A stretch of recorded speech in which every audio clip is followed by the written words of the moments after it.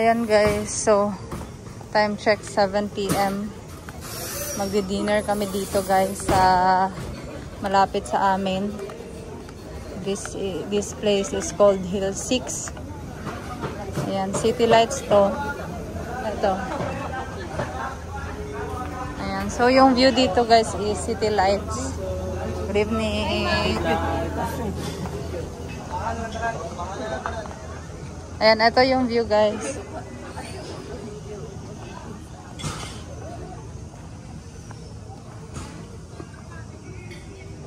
Ang tahimik ng place guys. Oh. Ayan, so nakaka-chill. Dito tayo may. Pakita ko sa inyo yung view. Kung bakit ilang beses na akong bumabalik dito guys.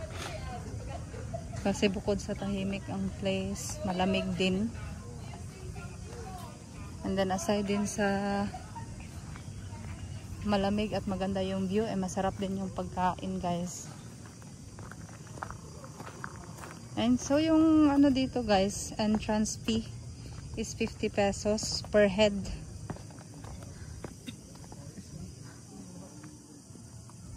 Tingkod sa kadra. Ayan, so may cafe sila dito guys. Ayan. Coffee shop.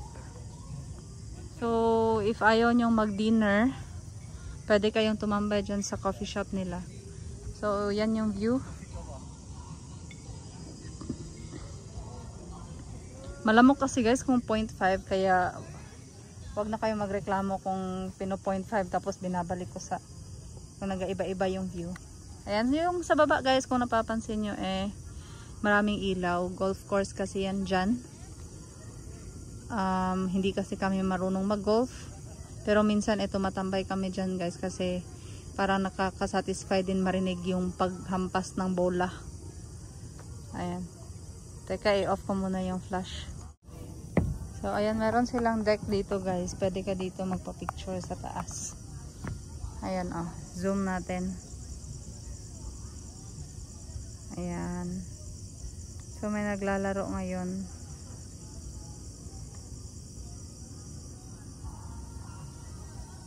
So merong mga kuliglig na maririnig. And then that is General Santos City guys. City lights. Ito nasa Mabuhay Road guys. Barangay Mabuhay. Mabuhay Road. Basta nandito siya sa lugar na to. Ayan, around Jensen lang. Madali lang din akyatin guys. Lahat ng sasakyan nakaka-akyat dito. Tricycle pwede. Minivan pwede. Hindi naman siya rough road masyado. Ayan, sana nagustuhan nyo itong pinakita ko sa inyo guys. Dito kami madalas kumakain.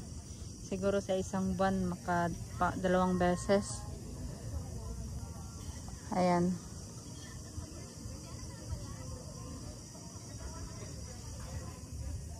So shout out to Hill 6 Cafe and Dine. Yung sa baba guys, tinatawag pala yan siyang Hill 5. Kasi siguro nasa mas mababa siya nitong Hill 6 kaya Hill 5.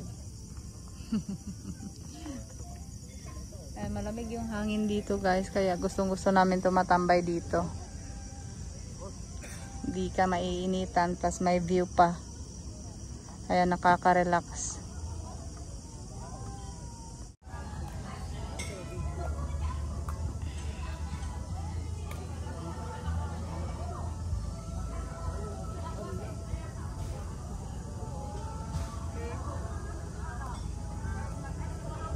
Madalas na pumupunta dito guys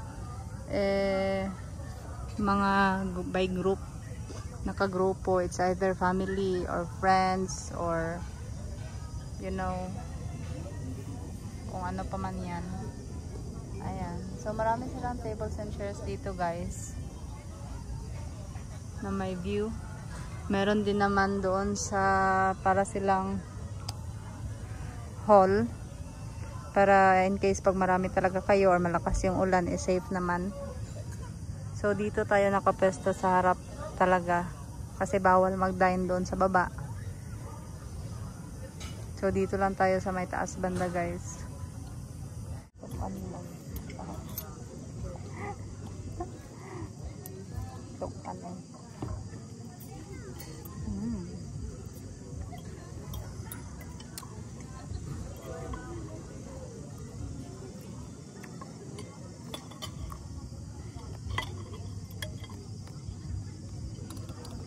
Ayan guys, may palamp.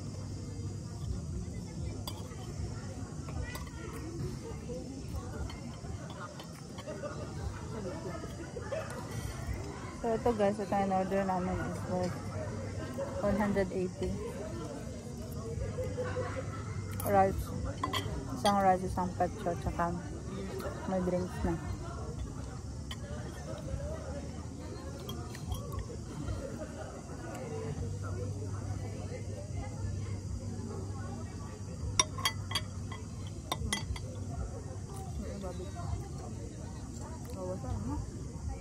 Yeah. Ano ko lang sili mo? Ayaw na. Sarap yung barbecue yun. Diba?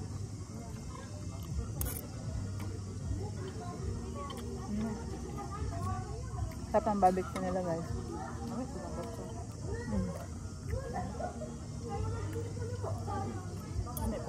Kuhan pa ka.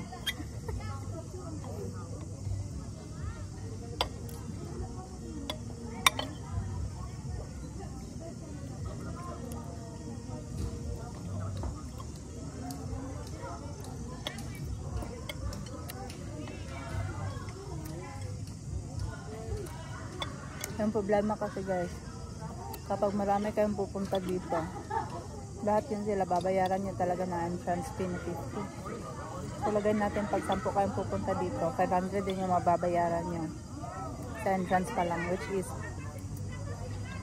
parang good for 2 na siya na food. Pero syempre yung babayaran nyo guys is yung view, yung weather. Hindi kasali yung ingay.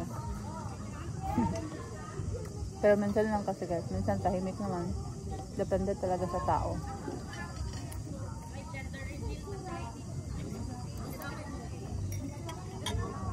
Share pa ko.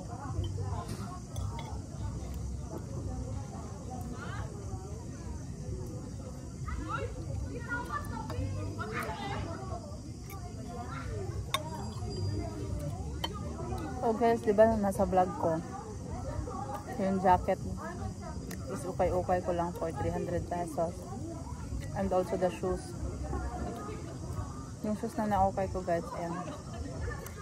Gore-Tex, nag-collab sa A6. So, 300 pesos yun siya guys. Akala ko masisira siya sa hype. Which is wala naman. It is perfectly fine. Pati yung paa ko guys, safe na safe. Wala akong paslot. Ano sa'yo paslot mo?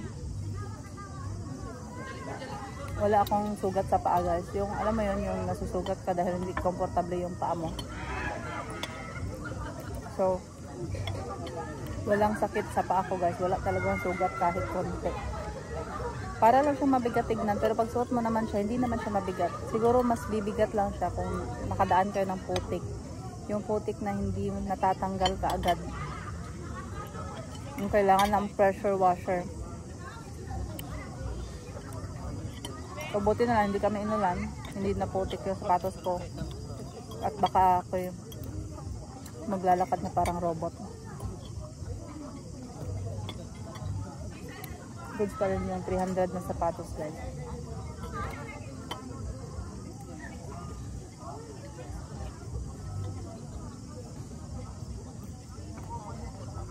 Ang ganda pakinggan ng ano guys, kuliglig. Alam ko na, finally. Dahil sa inyo, nalaman ko kung ano sa Tagalog yung gangis. Tunog ng gangis.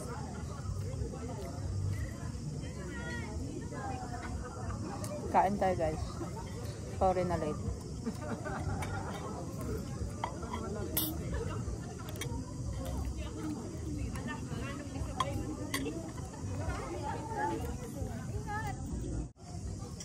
Nga pala guys, may isa-suggest ako sa inyo. Kasi kagabi pala, ay kahapon, pagdating namin from biyahe, pauwi sa bahay. Sinat ko kaagad yung masahista namin. Ito guys, ilalagay ko dito taas. This guys, kung gusto nyo magpa-book ng massage, i-PM nyo siya guys. Magaling siya mag-massage guys. Yung ginagamit niya lang mag-massage is ito, yung dalawang thumb. Mabait. Nagpapa-free. Free. Minsan, na extra 10 minutes, 20 minutes, ganun. Kami lahat magkakapatid guys. Sa kanya nagpapamassage. Kuhang-kuha niya talaga kung saan yung sumasakit sa katawan namin. Ayun, Johnson based guys ha. Pwede niyo siyang APM. Masipag kasi guys. Sipag na si Jeanette. Sabihin niyo lang sa kanya saan yung masakit, kung saan niyo gustong tatagal yung massage niya. Kung gusto niya mag 1 hour sa back lang or 1 hour sa paa lang, you can suggest guys. Walang problema sa kanya. So yung fee niya pala guys is 350 for 1 hour. Home service na yun guys ha. Pero mag-a-additional ka ng fare kung nakadepende kung saang lugar ka sa Johnson. So sulit 'di ba? Kasi yung kadalasan kasi pag sa spa ka magpapamassage, yung 350 mo is magbabiyahe ka pa papunta, biyahe ka pa pauwi. So sa kanya guys is 350, siya nang bahala magbiyahe. Siya nang bahala magbiyahe papunta sa iyo. Kasi lang magbabayad ka rin ng pamasahe, pero sulit na guys kung dalawa kayo magpapamassage. Katulad sa amin guys, magkakapatid, sa isang bahay 3 kami magpapamassage. So yung babayaran na lang namin pamasahe sa kanya is 50 pesos or 100 pesos, depende kung saan kami nagtulog that day. Kasi minsan palipat-lipat ako ng bahay sa kapatid ko.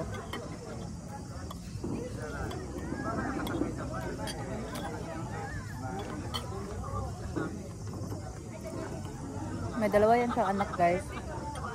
Babe, mga bata pa. Parang 5 and 6 yata. Mag-aaral. Pero parang ang laki ng tulong guys kapag nagpapamassage tayo. Kasi nakakatulong tayo sa kanila. So sa 350 mo guys, nasa bahay ka lang hihiga. Komportable.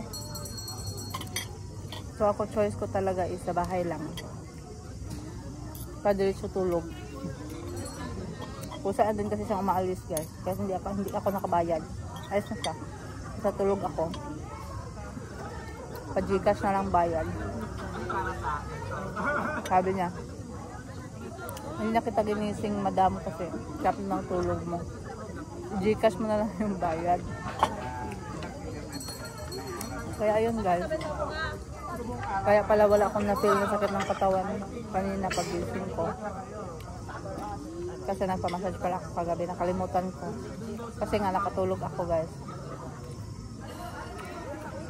Nakatulog ako sa sarap ng hilo. Una lang ako sa sakitan. Sarap sa katawan.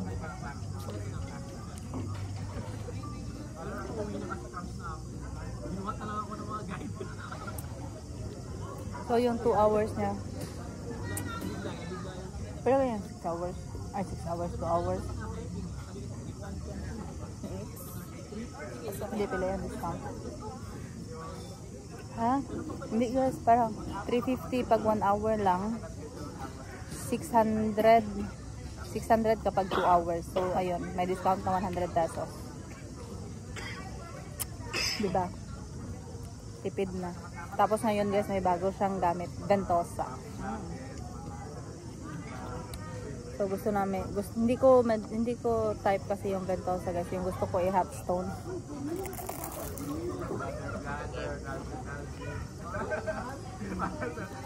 Lumpia gulay.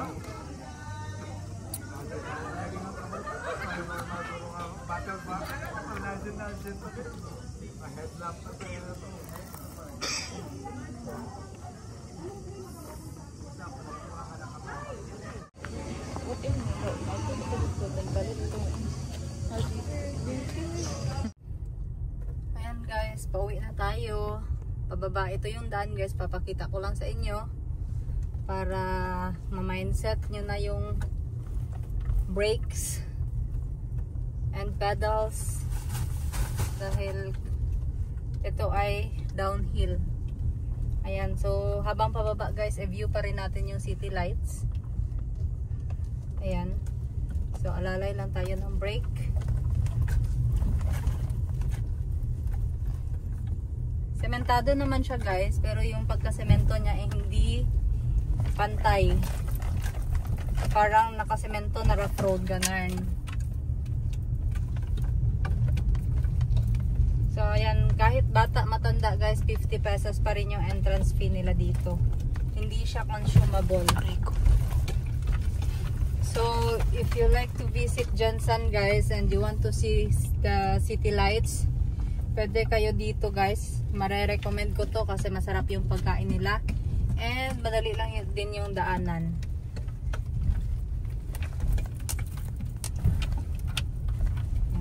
Meron din kasing iba guys na city lights din ang view, pero mahirap yung daan guys papunta.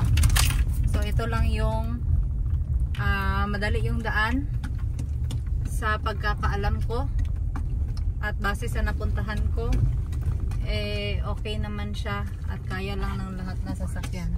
So ito yung golf course guys, madadaanan nyo siya before kayo makakaakyat ng Hill 6. So yung sa mga marunong mag-golf, pwede kayo dyan. May parentayan silang club at saka bola. Meron din silang foods and drinks. Meron din silang billiard.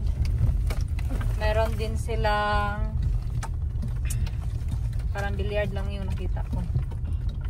And so isang beses lang kasi, ay nakadalawang beses lang kami dyan guys. Hindi ako nagtatagal kasi nga ako'y naboboard at hindi ako marunong mag-golf. Ayan, so dito banda guys sa papuntang exit ay rough road na talaga ito.